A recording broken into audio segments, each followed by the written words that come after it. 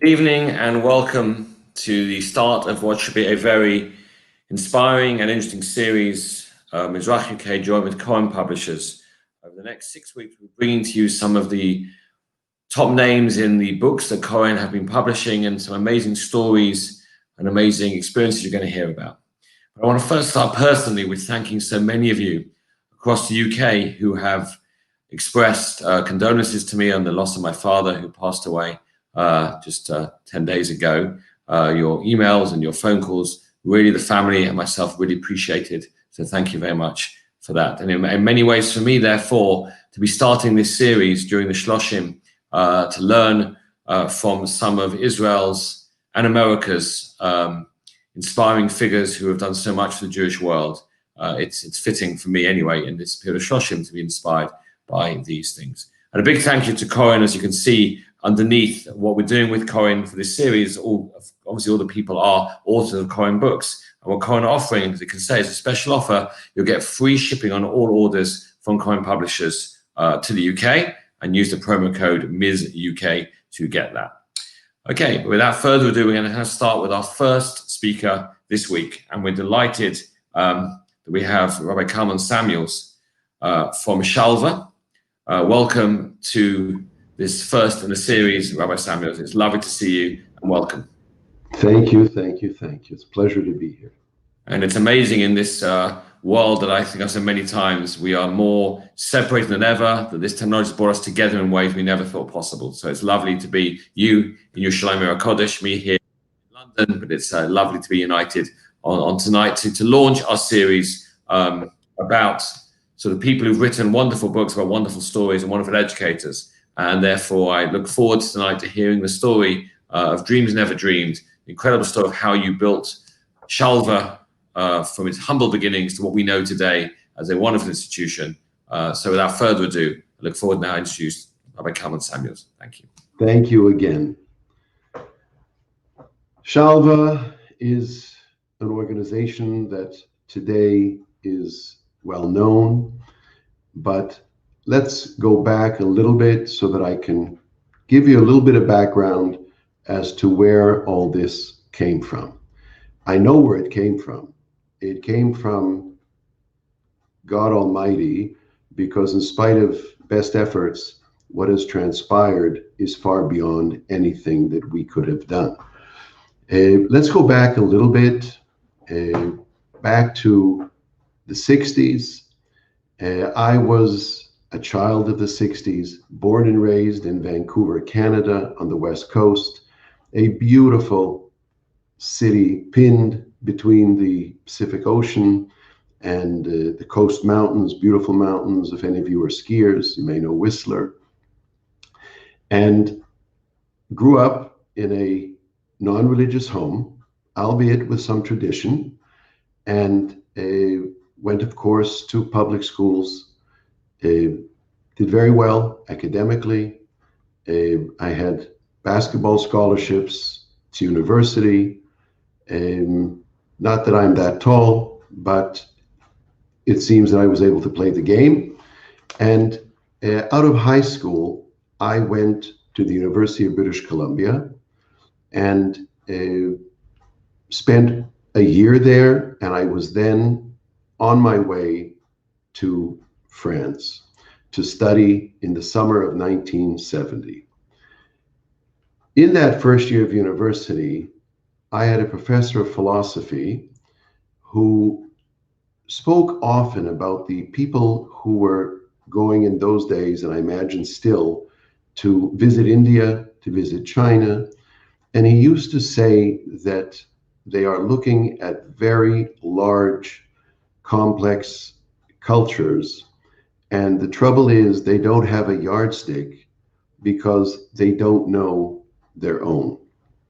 So he suggested that we spend our 4 undergraduate years studying Western civilization, our culture, and then have somewhat of a yardstick to visit and learn and understand other cultures. So my goal became not a lawyer as my dad was, but to be somehow a professor of Western civilization. And we studied that year something called a theme called freedom and authority. It might just be a wonderful theme for these days, but it was based on enormous amounts of reading, all the way back from the Bible, the Old Testament, forgive me, the New Testament, and all the way through to, Hobbes, Rousseau, Milton, and all the way up to modern thinking. And it was a great base in philosophy. In that summer, being a good Canadian and having learned and studied French, which is a second language in Canada, and knowing that if I wanted to be a somebody in Canada, I should have perfect French, I was off to France to study in Lyon and spend 6 weeks in a very intensive French-speaking program. And I was going to have a great time for 4 months, going to Mother England, traveling to other parts of Europe. And when my mother saw my itinerary and realized that Israel was not on it, she said, "You're not going to miss going to Israel." And I said to her, "Well, I don't want to go to Israel because it's an apartheid state." Now, remember, this was April 1970. People think the story of apartheid came along much later. It was on not an overly radical campus, University of British Columbia. It was on the campus in those years. And like many university students, it seems I bought the Kool-Aid. At any rate, my mother had her way, and I went to England for 3 weeks. And I had the great cultural pleasure of seeing a regatta and a race at Cambridge, visiting Oxford. And I remember sitting in Bath at a round table in my little room and thinking things over, and a little ant went across the table very slowly. And I thought to myself, this ant probably knows more about his direction and his existence than I do. Not that I was mixed up, but I realized that there's a lot more to life. I went to Israel, arrived, had a wonderful time, spent time where all tourists spend time. I was on the beach in Eilat. I was on a kibbutz in the north. And one day I was on my way from the Western Wall, where I visited for the first time. And I was on my way to the Hebrew University to see that. And on the bus that I was on, it was packed. It was a very hot June day, and there was one seat in the middle of the bus available, and I realized very quickly why that seat was available. The fellow sitting on one of the two seats was a little bit disheveled, and he was, although I didn't know what it was at that moment, he was he was dressed in a long black coat and a very big round felt hat with a beard, with something at the sides of his face, which I had never seen and had no idea what it was. And in the middle of my sitting down there, he starts talking to me. Who are you? What are you doing? Where are you going? In broken English rather. And I answered his questions as politely as I can. And I told him I'm going to France next Monday and to study in France. And he said to me, "Why are you going to study somebody else's culture when you don't know your own? Why don't you come to my house and see what a Shabbat looks like?" I thanked him very graciously, but it was not in my interest. At any rate, he insisted I took his number and his address and spent more time traveling. And then I figured before I left for France, I said, you know what, if I was in India, I would probably want to go see a real ashram. So I have what to say when I went back to Vancouver that I had an amazing experience. And so I showed up at his home in a very Hasidic community. And little did I know that it was a very rickety staircase and not a big house, nice family. And by the time Shabbat was over, I was ready and willing and anxious to get on the next bus, get back to Tel Aviv, and get ready to go to France. And then he said to me, "But I would like you to meet a rabbi who does know English better than I." And for whatever reasons, I allowed him. We went, and I met a rabbi, Australian fellow, spoke perfect English. I was shocked to see under this long beard that the guy spoke English. And he continued the conversation and asked me why I'm going to France. A much better experience for my own culture would be to come for 6 weeks. He ran a program for English speakers in Kfar Chabad. And I couldn't believe it, but I realized this was what my professor had been saying, that first and foremost, learn your own culture. And I did realize that primarily I'm Jewish. I don't know much about my own culture, in spite of going to Sunday school 3 times a week at the synagogue till I was 14 or 15. And I said, okay, I was going to take the 6 weeks. Little did I know that this was not a matter of studying someone else's culture, but it was a beginning of an entry into my own. I spent 6 weeks there. I realized there was a tremendous amount going on. I decided I would take another year and figure this out. I moved to another place of study, a yeshiva, but more like a college. And ultimately, I figured 2 years later that, you know what, if I was in India, I wouldn't be hanging out with Americans. I'd go to the ashram. Let me go see the local ashram.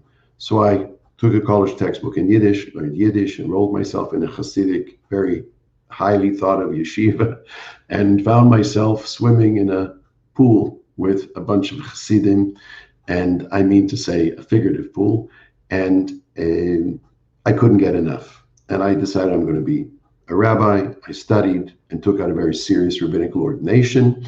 En route, I met my beautiful wife, Malki, married, and we began to build our family in Jerusalem. And we had a beautiful daughter. We then had a beautiful son named Yossi.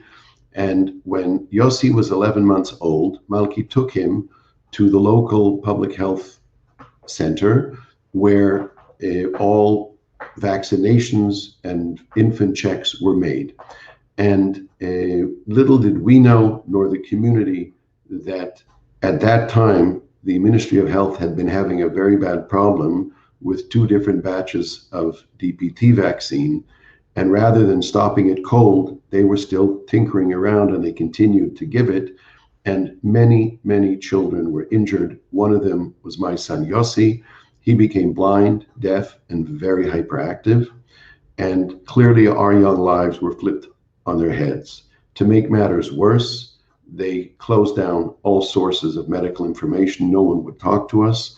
So we went to New York and we began looking for help and medical assessment of Yossi.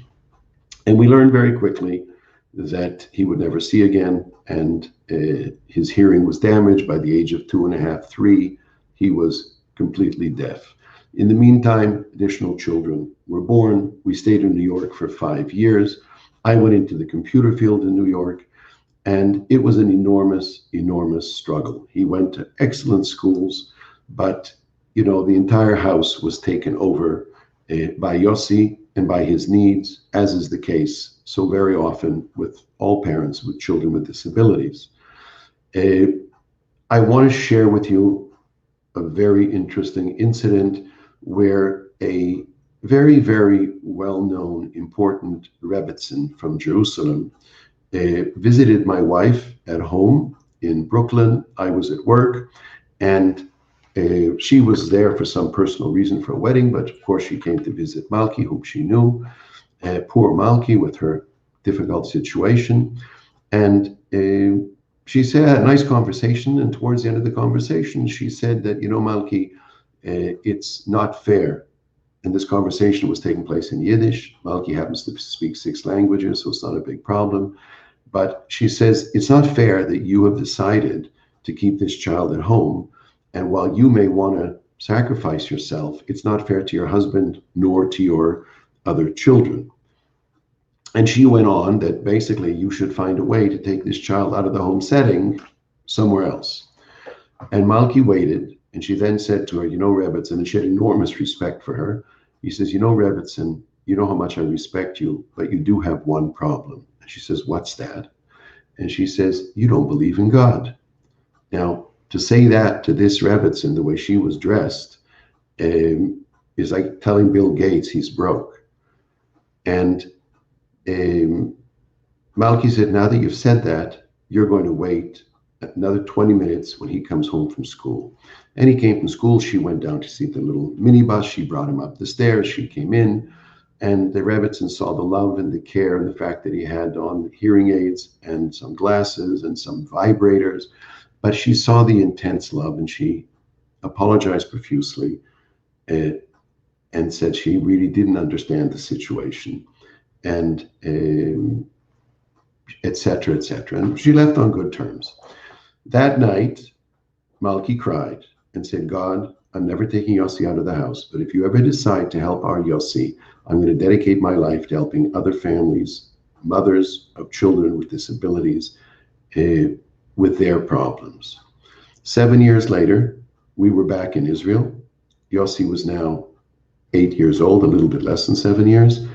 And he was in the deaf school, and a teacher in the deaf school put one of his little palms on the table, and in the other, she spelled over and over and over again for days on end 5 Hebrew letters in symbols: Shin, Vav, Lamed, Chet, Nun, the word Shulchan. And Yossi looked like a 5-year-old. He was so thin, he just, staring into space. And at some point, he smiled from ear to ear, and she had the amazing good sense to realize, as she said it, this was his Helen Keller moment. And she came actually running to our house in great excitement with her deaf intonations to tell us all about it. And we were all crying. It was an amazing moment. And she told us his life is forever changed. He is now capable of learning the 22 letters. And from that, she'll build words. And from that, she'll build communication. And she did precisely that. And Yossi became a miracle child. On the basis of her work, a year later, a young speech therapist decided she was going to teach Yossi how to speak Hebrew. How do you penetrate someone who doesn't hear and doesn't see? And how do you teach that person how to speak Hebrew? Well, she did it. And he learned how to speak Hebrew synthetically, very deliberately in the beginning, and it became better and better. But all of a sudden, we had a child who we could talk to and who could respond in speech. And indeed, he became known as the Helen Keller of Israel. There was a lot of focus on him and the media, and he turned out to be an absolutely brilliant young child. When that happened, Malki sat me down in our little apartment and said, it's payback time. I made a promise, God delivered, and I know exactly what I want to do. And she had in mind an after-school program that would run from 1 to 6, so that when the special ed schools that the government provided were over, whether it be for youngsters at 1, at 2, 3, even 3:30, 4, they would funnel into our little apartment that we had, or we rented a garden apartment, and we helped the children at an amazing time. But our goal was SHALVA, peace of mind, helping the families so that that child was having a great time, and mommy and daddy could work. Other children could come home and do homework with mommy and daddy. And when this child got home after a hot meal at 6:30, and Malki was the driver then, including the cook. I mean, it started off as an incredible mom and pops with 5 children that we served. Mommy and daddy had their day, and they're able to focus with the love they need to give their child. So it changed the whole dynamic of the family. And while we gave therapy and believe therapy is very important, obviously, we also felt that if mommy and daddy are not functioning well, there's going to be a tremendous lack in that family. So it began with 5 children, and I've learned that God has an amazing sense of humor, and it has grown over the last 30 years to 2,000 youngsters a week in a center that is 220,000 square feet. I don't know if you speak in meters, it would be 22,000 square meters. 12 floors of magnificent space with facilities that quite frankly, no one's ever seen for people with disabilities. It's like the most upscale community center. And even people with big community centers, friends of mine in New York, sort of can't get over the fact that this one is nicer than theirs. And that is by design. For as someone who walked into this center from Long Island in New York said to me, and I met somebody I knew well, as he walked in and looked at the atrium, which is 3 stories high and has an amazing, amazing butterfly hanging from the ceiling about 20 feet high. He says to me, "Kalman, all this for who?" And I said, "You know what? Great question. Let's see the center and we'll have a cup of coffee in the SHALVA cafe and we'll discuss that." So we had a nice visit. I showed him the center. And when we got to the cafe, I said, "Jack, you asked me a question. I'd like to give you an answer." And I said, "Jack, I've been in your community center, in your community in Long Island. As I recall, you have a semi-Olympic indoor pool." He says, "Well, of course." I said, "Well, as you saw, so do we." And I said, "You have a full-size gym?" "Of course." And I said, "So do we." And I said, "I even remember you had something of a very large 300-seat auditorium." He says, "Yes." I said, "Well, so do we." I said, "Jack, why do you have all those things?" So he looks at me and he says to me, "Kalman, it's called quality of life." And I said, "Jack, who told you that because a young mother or not so young mother gave birth to a child that she may have been expecting or very often not have been expecting, that not only in your books does she have to cope with that child with disabilities, she also has to forfeit quality of life. This building is beautiful, Jack, to tell you and people like you that these people are worthy, their children are worthy, and we're going to provide that quality of life." So of course he backtracked and he understood, but that was the point.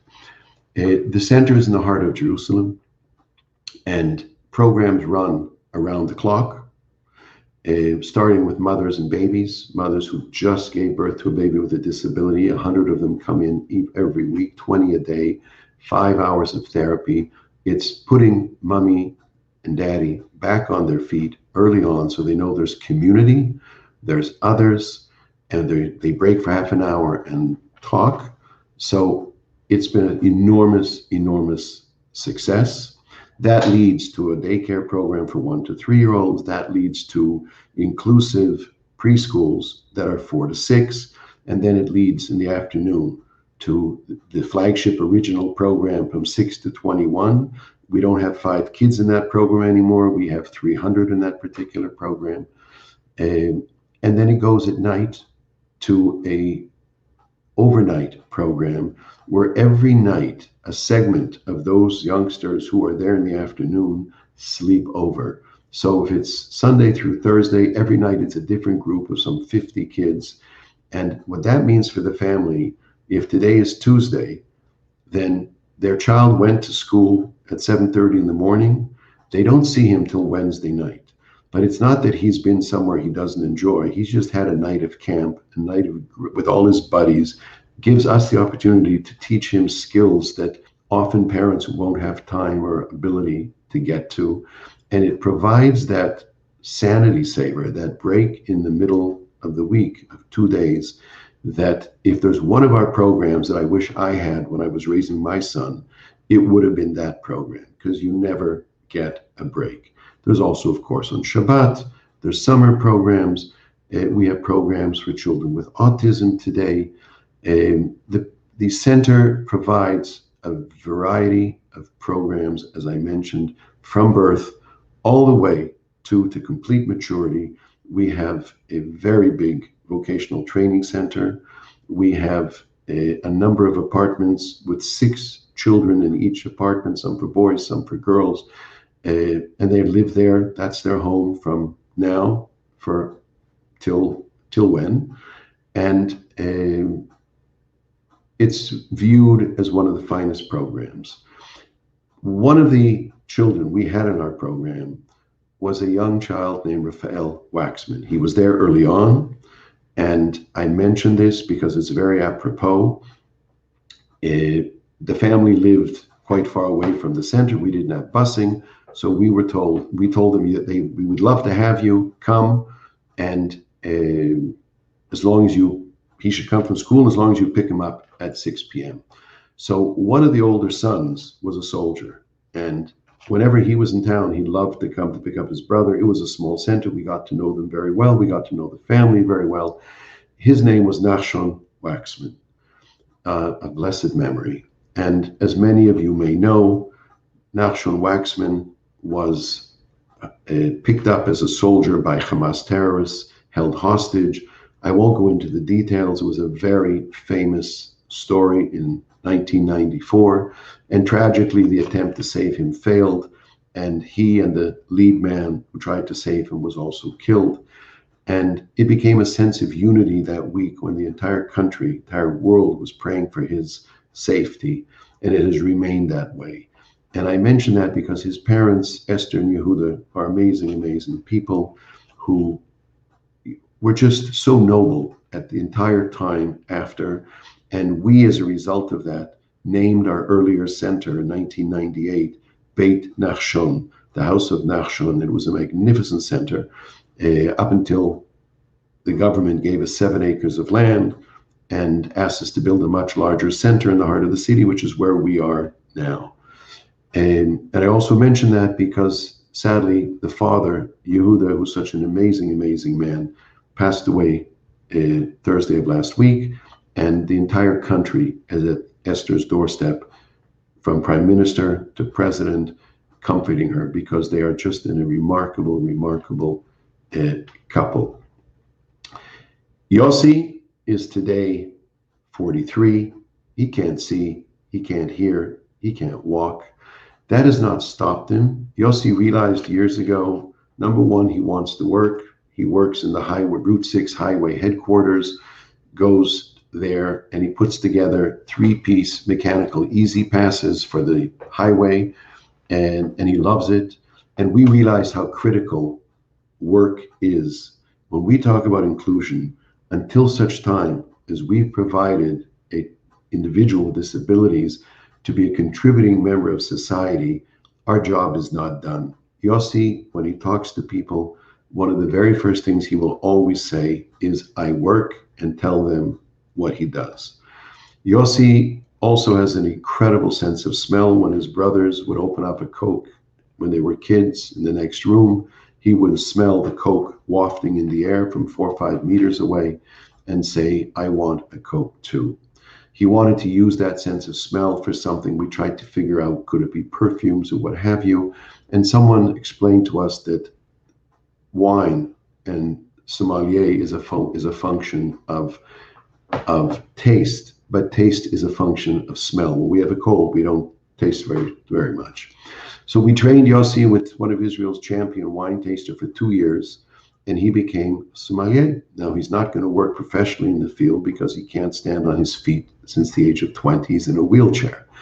But he has done amazing things. He has produced his own line called Yossi, and he has a great wine, red, another great wine in white, and it was on sale front and center at the duty-free at the airport. And like everything else, that has closed down. But let me tell you, I still have a few bottles, and it is amazing. Yossi has always dreamed of travel, and he's traveled tremendously. He was hosted by President Bush. He was hosted by, the name is falling, I'm sorry to say, I'm Canadian, so it's one of the former British prime ministers hosted him some years ago in England. And he's seen a lot of the world. One of the dreams he had was riding an elephant. He rides a horse every week, but he wanted to ride an elephant. Now, the place closest to Israel to ride elephants would be Kenya, but Kenya requires a series of vaccines. And given the luck we had with the first one, we weren't about to risk further health issues with some reaction he may have. So at one point, I was coming home from New York from another trip because I was responsible for greasing the wheels to make sure that this place had funds. We had no government funding for over a decade. And even today, when we have a $20 million budget, we have 1/3 of that budget from the government. and the other 2/3 still has to be raised. So it's remained a very, very challenging thing. But I was on the way back from New York. I got to the airport and my wife tells me, Yossi is going to Thailand tomorrow night. I said, that's great. With who? So one of his buddies, and he has a lot of them who had worked with him, was in Thailand on his post-army tour, and he had written Malki an email that, Malki, I'm in Thailand, I'm leaving in 3 weeks, there are elephants, no vaccines needed, send me Yossi immediately. Another good buddy of his, he arranged to join him. That fellow took Yossi to Thailand, and that was that.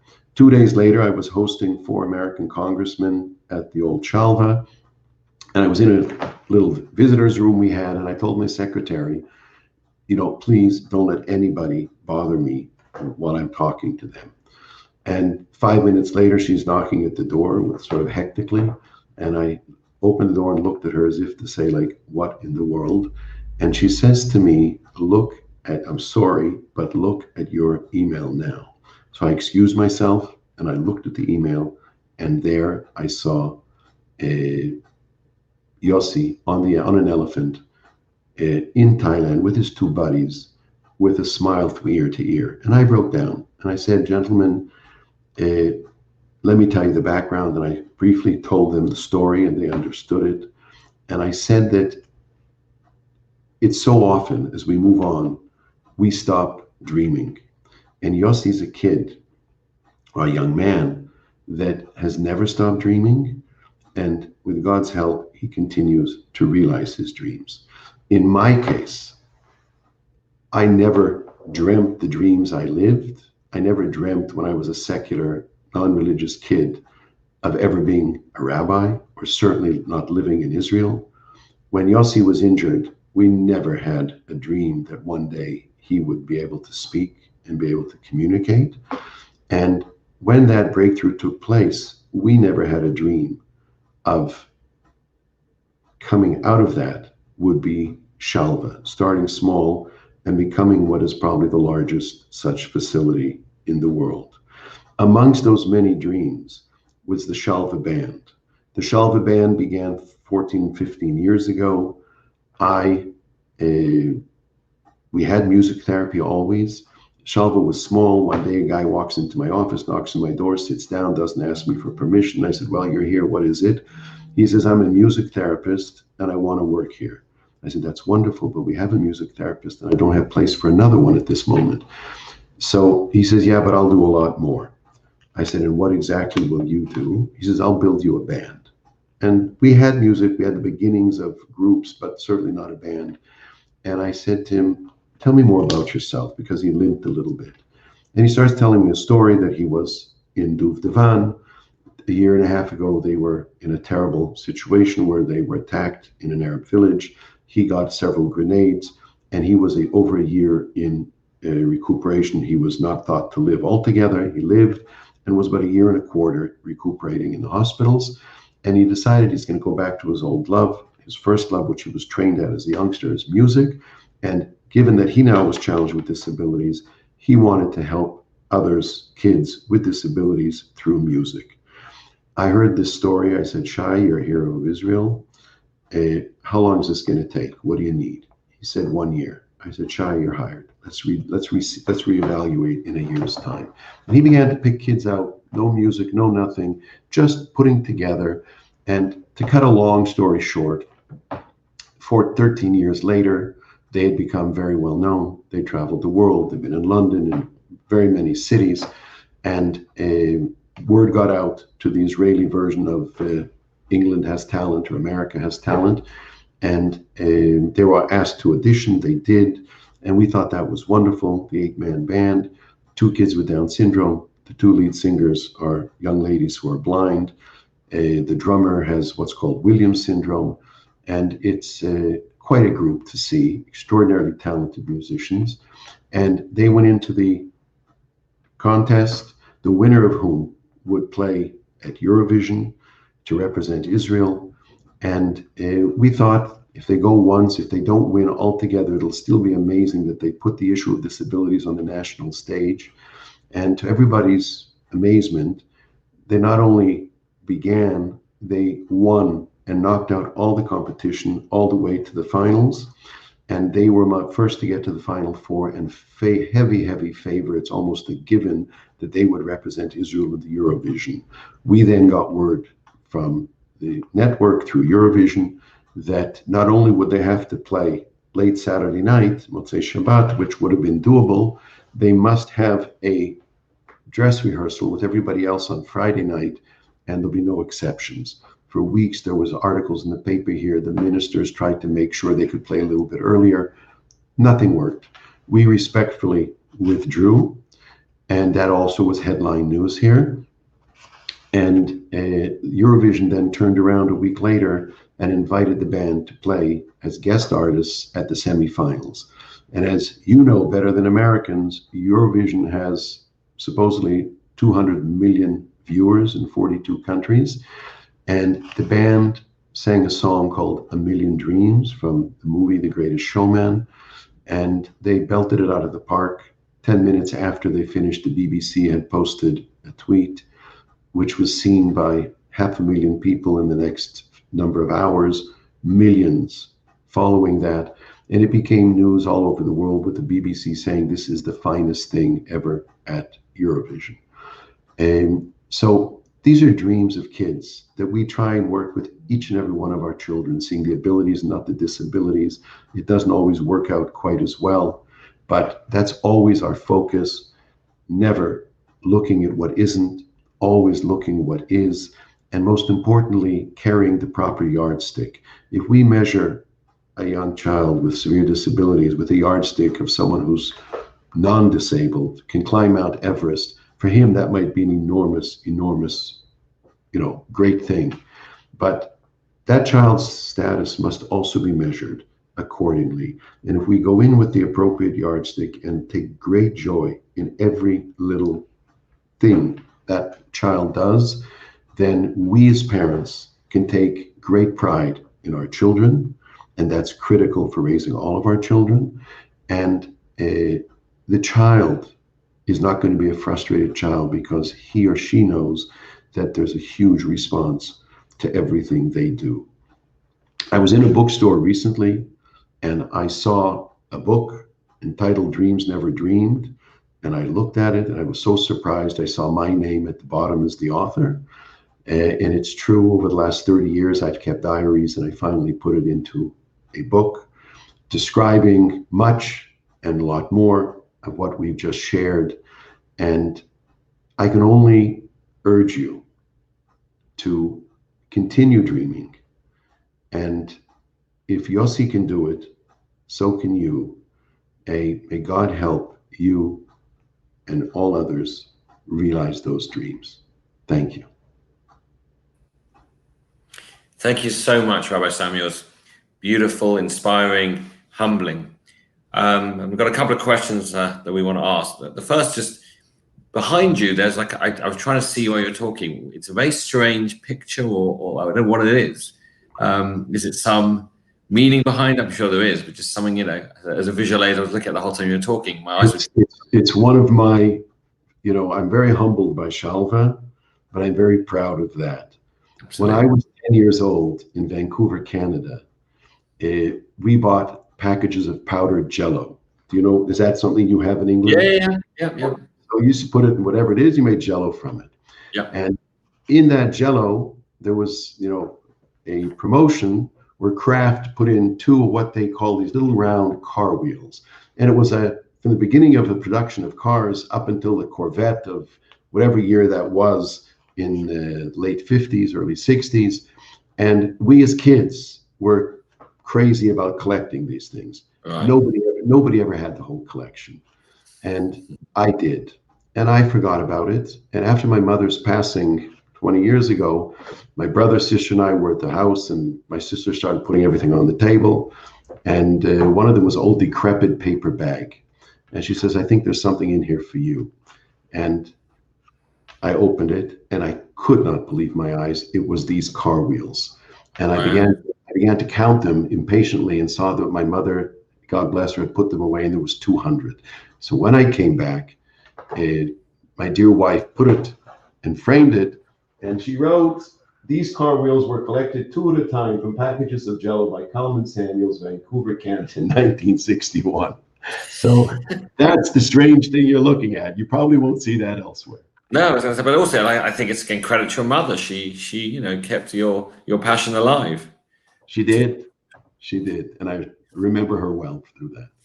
I mean, I guess the first question that I think people want to know about is obviously, the story of everyone knew the story of Shalva and the Eurovision in terms of they refused to perform in Shabbat. It was a Kiddush Hashem, and I think it was wonderful to see the Jewish state being the Jewish state, if you know what I mean. But obviously, not everyone who comes to Shalva is religious, is dati.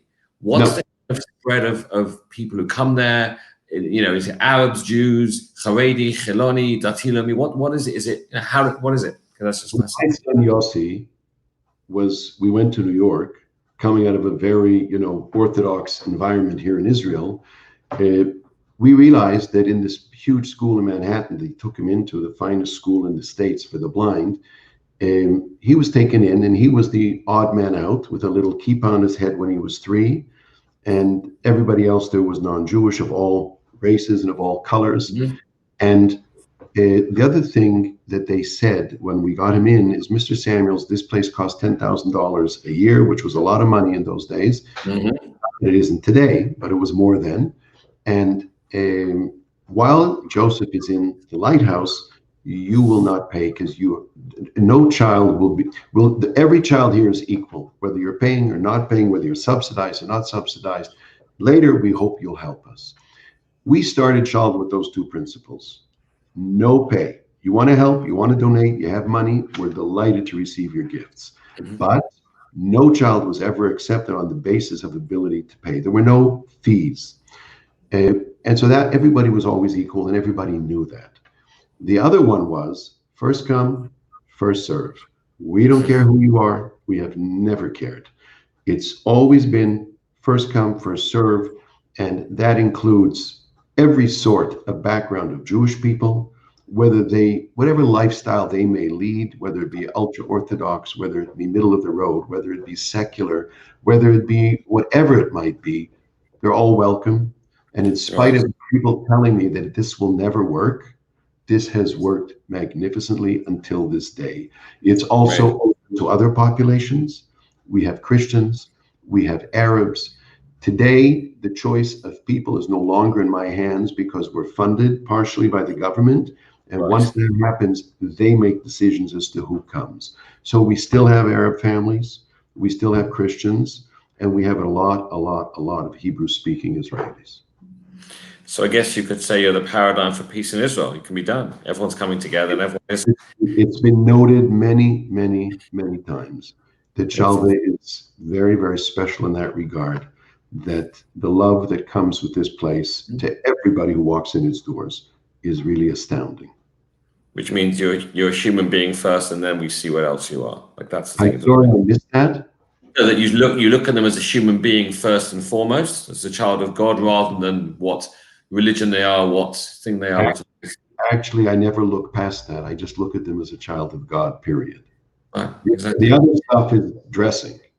This is who they are, and they have a human problem that we all have, and we're here to help. And you mentioned as well, you were speaking about sort of every child is different. I mean, when you hear the adage, when we hear the adage as teachers, as chanach al pi darko, in terms of education for children in schools, how does that apply in terms of the work you're doing, in terms of understanding each child's individual needs? Because no child is ever the same, but especially in Shalva, they've got such disparate needs and disparate things that need to be given to them. Must be the idea of individual attention is so difficult yet so crucial to your work. It's essential.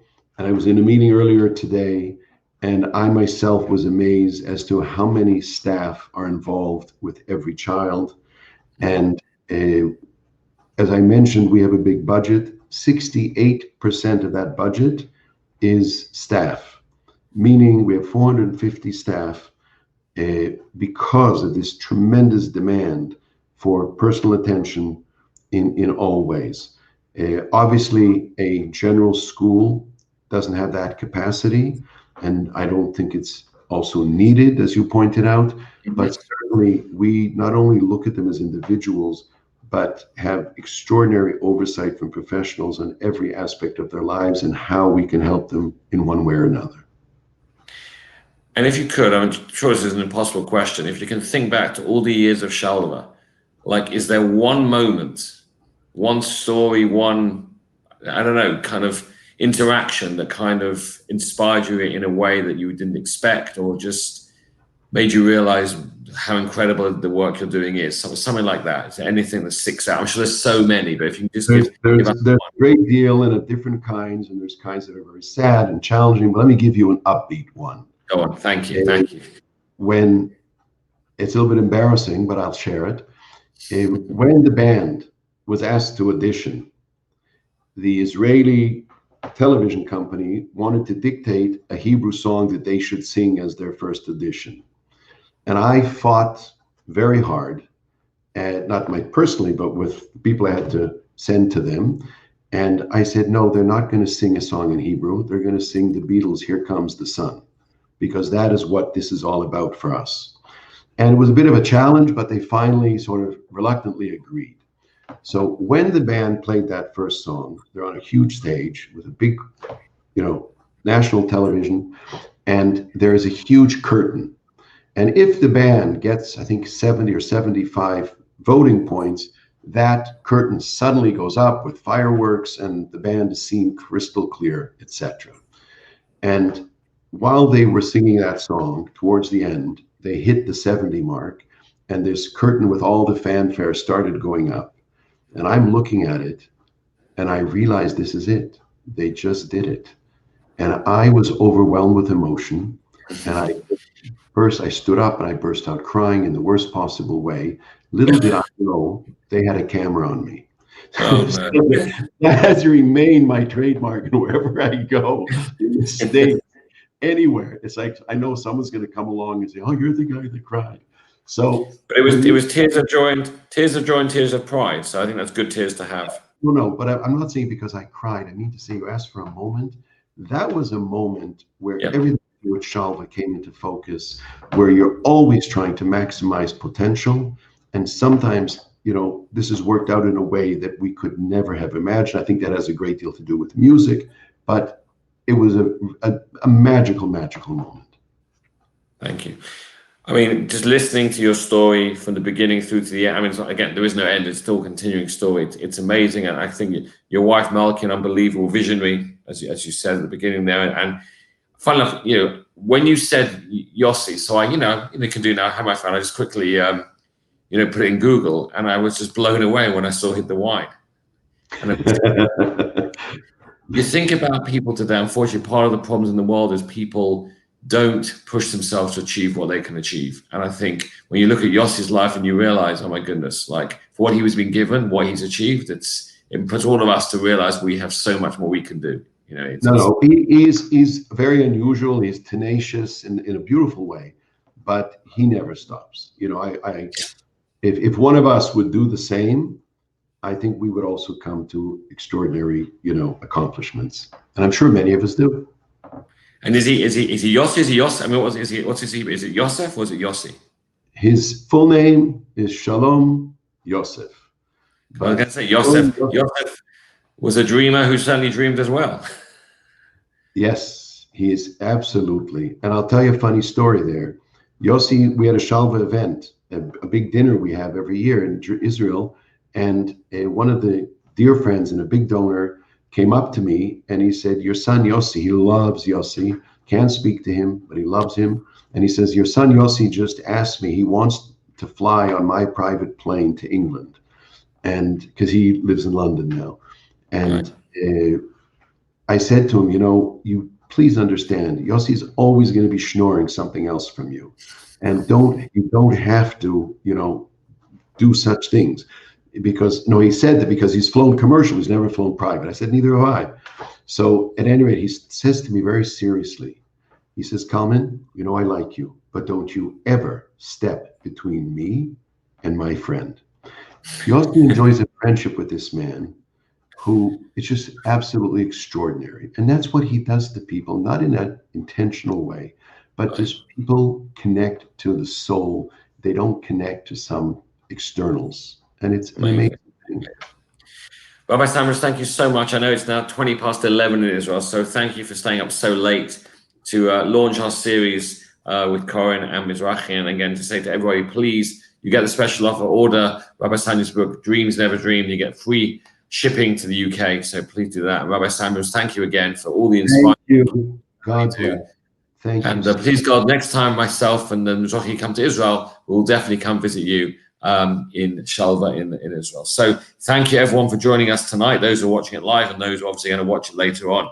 Just want to say before we go for next week, to make sure I get this right, next week Rabbi Dr. Joshua Berman will be our guest here on the Mizrahi Koren series, and he will be talking about how the Torah broke from ancient political thought. So please join us at the same time next week with our series with Koren. Thank you very much for joining us tonight, and have a very good evening.